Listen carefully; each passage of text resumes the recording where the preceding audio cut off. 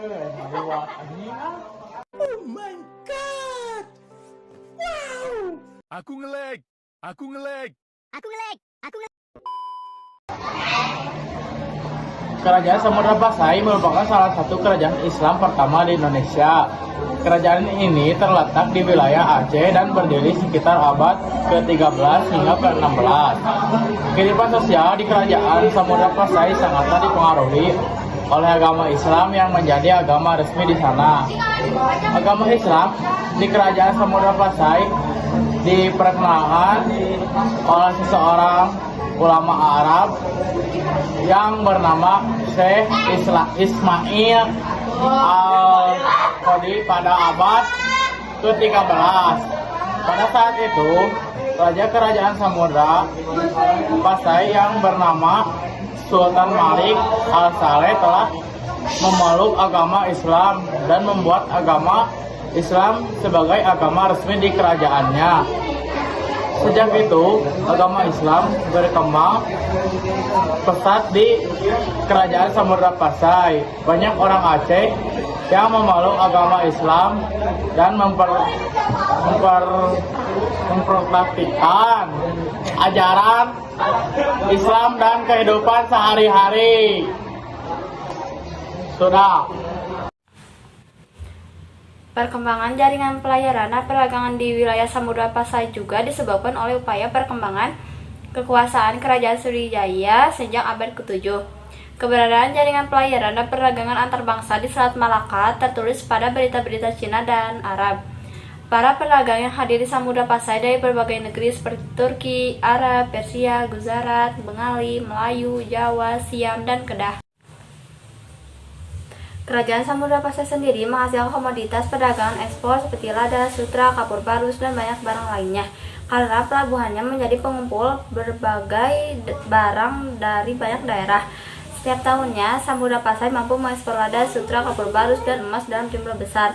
Kerajaan juga mendapatkan penghasilan dari pajak barang-barang yang diekspor ataupun diimpor. Setelah Sultan Malik Al-Saleh wafat, maka pemerintahannya digantikan oleh keturunannya yaitu Sultan Muhammad yang bergelar Sultan Malik Al-Tahir I dari tahun 1297 hingga 1326. Pengganti dari Sultan Muhammad adalah Sultan Ahmad yang juga bergelar Sultan Malik Al-Tahir II dari tahun 1326 hingga 1348. Nah, pada masa ini nih, pemerintah Samudra Pasai berkembang pesat dan terus menjalin hubungan dengan kerajaan-kerajaan Islam di India maupun Arab. Wah, keren banget gak sih? Sampai ke negara lain loh kita menjalin kerjasamanya. Benar-benar hebat banget sih.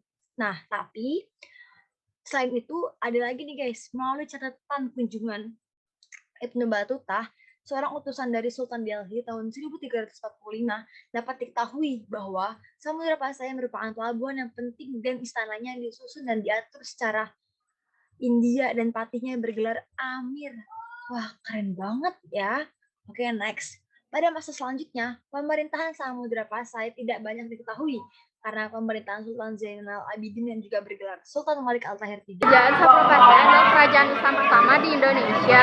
Letaknya yaitu di Aceh. Kala itu, Samudra Pasai menjadi salah satu pusat perdagangan di Indonesia sebab letaknya yang strategis atau merupakan jalur rempah.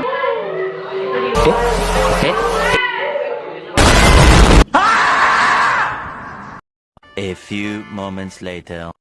Politik Samudra Pasai. Kerajaan Samudra Pasai diperintahkan oleh penguasa yang bergelar Sultan, dibantu patih bergelar Amir. A few moments later. Ini ada sumber-sumber sejarah dari kerajaan Samudra Pasai. Yang pertama ada makam Sultan Malik As-Saleh. Sultan Malik As-Saleh atau disebut juga Malik Silu adalah pendiri sekaligus raja pertama kerajaan Samudra Pasai. Makamnya memiliki angka 1297 Masehi dan diklaim sebagai batu nisan tertua yang ditemukan. Batu nisan pada makam Sultan Malik As-Saleh menjadi bukti adanya pengaruh Islam dari Gujarat di Samudra Pasai. Yang kedua, ada makam dari Sultanah Naharasiyah yang terletak di Desa Mesana, Kota Kulon, Kecamatan Samudra. Sultanah Nahrasia adalah ratu pertama kerajaan di Samudra Pasai dan merupakan keturunan Sultan Malik As-Soleh. Selain makam Sultan Malik As-Soleh dan Sultanah Nahrasia, kerajaan Samudra Pasai juga meninggalkan beberapa makam raja lainnya. Yang ketiga ada lonceng Cakradonya. Lonceng Cakradonya adalah peninggalan kerajaan Samudra Pasai yang diperkirakan dibuat pada 1409 Masehi.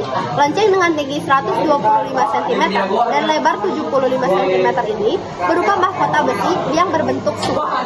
Diduga, lonceng Cakradonya merupakan hadiah dari Kekaisaran Cina kepada Sultan Samudra Pasai.